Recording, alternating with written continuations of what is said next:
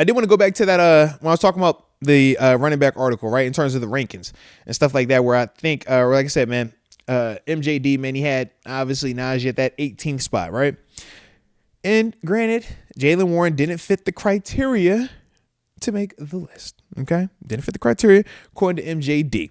But where would y'all rank my man Jaylen Warren at, man? Or, if you're projecting where he would have been on that list, I mean, there was some cool names up there. There was some dudes up there. I'm not going to say y'all shooting blind right here, all right? I'm going to make sure I read off my man Jaylen Warren's stats, obviously, for last season.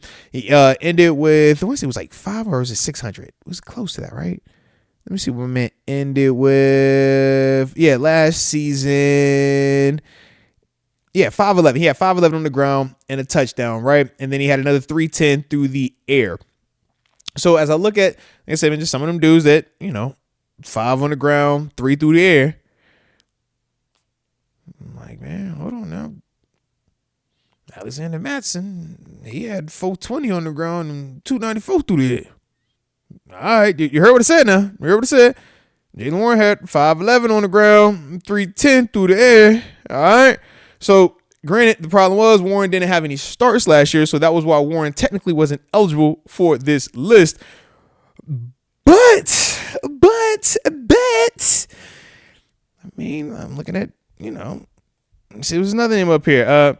You might have heard of this one, Javonte Williams, right? Y'all know Javonte Williams. He had him as the 33rd back out of the 74 that started at least one game, had the 20-plus carries. Javonte only had 513 rushing yards, 346 receiving yards. You catch what I'm saying? So, like, to me, when I look at Jaylen Warren, I'm like, it's unfortunate that he just didn't start a single game all of last season.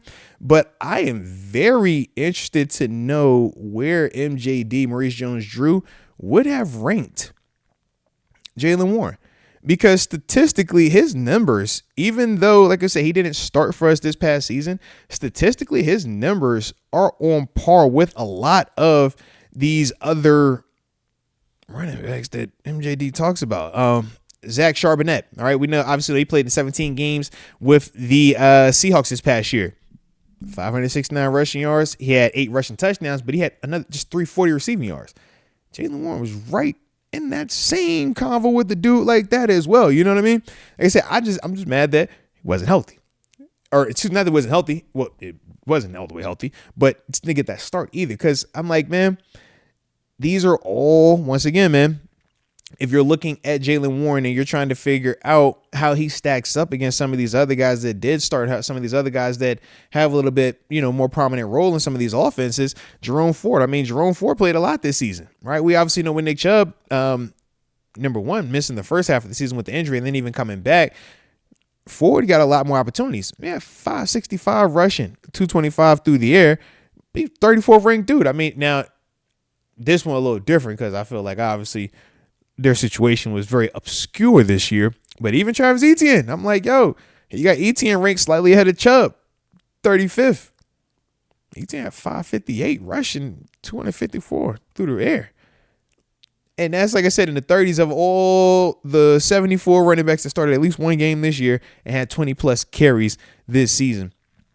To me, man, it does give me a lot more, I guess, reassurance in Jaylen Warren that, yeah, if he is healthy, statistically, even though we still, since we're watching him so closely, right, because he plays for us, at times you could feel like, man, I want more. At times you might feel like, man, he didn't live up to the expectation that we have for him going into year 3, that we have for him after year 2. He had 700 yards on the ground. But yet and still, when you're looking at him compared to some of these other guys who are higher draft pick dudes, guys that are on, higher contracts from a free agency standpoint, that is the part that I look at and I'm intrigued by, because I'm saying to myself, yo, Jaylen Warren, bro, you even with the not surpassing what we personally felt you were capable of, you still were better than a lot of the field. And I think that that's the important part when we're looking at him, but also as we're talking about just our in-house guys, man, whether the upcoming free agents, guys that we might potentially be moving on from a cut standpoint as well, we do have to look and ask ourselves that question.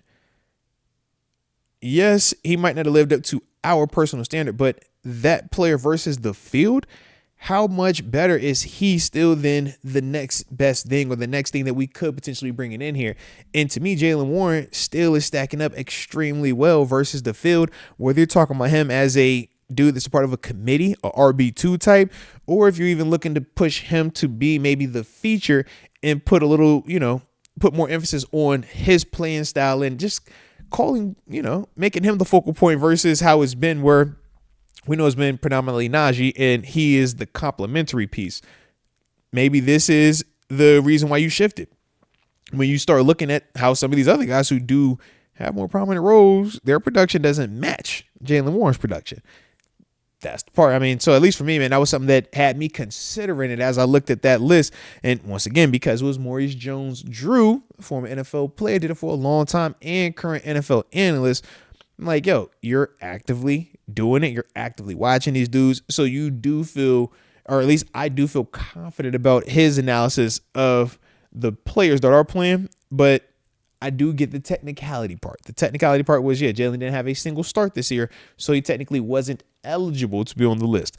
But when you actually got dudes that were nice, even though they didn't start, it's like, hey, man, I could definitely see some names of people that I would be like, yo, take him off the list. All right, I could for certain see that. And I'm like, yo, he can go, and definitely he can go. All right, but unfortunately, that ain't the situation right here with this list, man. But I said, man, shout out to Jaylen Warren, though, man, because, he's one of those dudes, man, that's been a breath of fresh air since coming into the league and since joining the squad, man. Even as an undrafted dude, the production has not, left us wanting more, even though with the higher expectations. It's still, when you're just looking at him solely from an undrafted free agent standpoint, everything that he's done has been above and beyond exceeding expectations. It's just because he's exceeded so much of them expectations, now it's time. All right. And yeah, you're right, Kenneth Moses, man. The homie TG probably will be, with a 4-piece and 2 sides. Man, you're gonna have them hush puppies with him over there, man. Shout out to the homie TG. We'll be talking to him in a little bit. But like I said, if you was digging that convo, man, about the homie Jaylen Warren, and ultimately, man, just trying to figure out where we ranking him at in comparison to some of these other backs that's out here in the league. Yeah, man, you have to like button one time for the coach. And don't forget to subscribe either if you are new to the channel.